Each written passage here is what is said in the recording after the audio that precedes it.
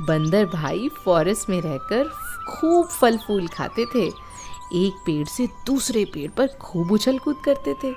ऊंची ऊंची छलांग मारकर हुआ हुआ करके सबको डराता भी था वो बंदर। उस फॉरेस्ट में कई मुनिराज आते थे और एक ट्री के नीचे बैठकर ध्यान करते थे।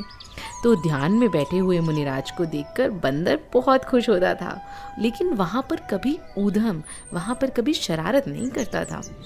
एक बार उस फॉरेस्ट में एक राजा वज्रजंग और रानी श्रीमती आए। उन राजा के 2 पुत्र थे, मतलब ही हैड 2 सन जो मुनि बन गए थे। वो दोनों मुनि उसी फॉरेस्ट में आ पहुँचे। तब राजा रानी ने उन दोनों मुनि राजों को भक्ति भाव से आहार दिया।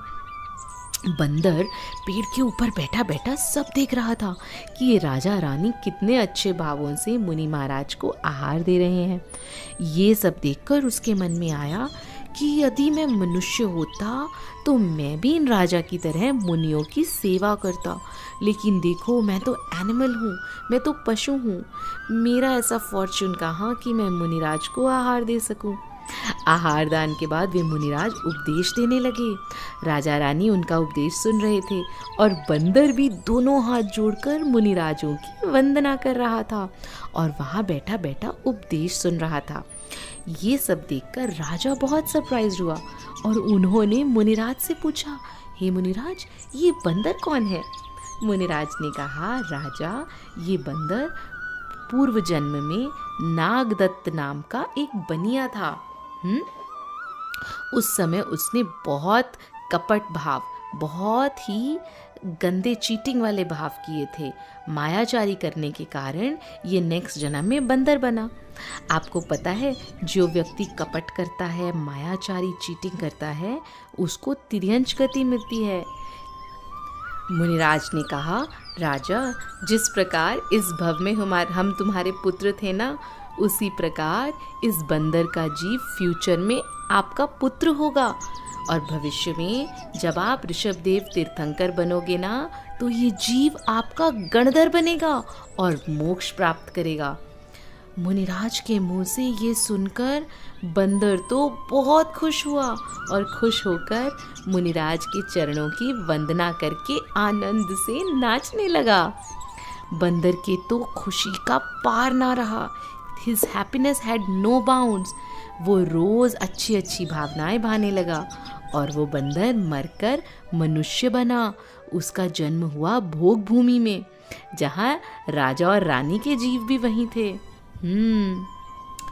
आपको पता है, कर्म करते हैं, पैसा कमाते हैं, इसीलिए इसे कर्म भूमि कहते हैं। और दूसरी होती है भोग भूमि। ये एक स्पेशल जगह होती है जहाँ पर किसी को अर्न नहीं करना पड़ता। वहाँ ऐसे स्पेशल ट्रीज़ होते हैं जिन्हें कल्प वृक्ष कहते हैं।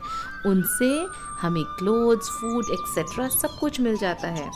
तो देखा बच्चों, उस बंदर ने कितने अच्छे भाव किए कि वो बंदर मरकर मनुष्य बन गया। एक बार वो सब बैठकर धर्म चर्चा कर रहे थे, तभी आकाश से 2 मुनिराज वहाँ उतरे और उन्होंने अनेक प्रकार से धर्म का उपदेश दिया। मुनिराज के उपदेश को सुनकर उन सब जीवों ने सम्यक दर्शन प्राप्त किया। फिर वो सभी जीव वहाँ से अपनी आयु पूरी करके अपनी एज कंप्लीट होने पर स्वर्ग चले गए और उसके 4 भव के बाद राजा जो थे ना, राजा का जीव बना ऋषभदेव तीर्थंकर और जो बंदर का जीव था वो बना उनका पुत्र, हिज सन, और उसका नाम था गुणसेन। वो इस संसार से वैराग्य को प्राप्त करके भगवान से दीक्षित हो गया और वो बन गए ऋषभदेव भगवान के गणधर।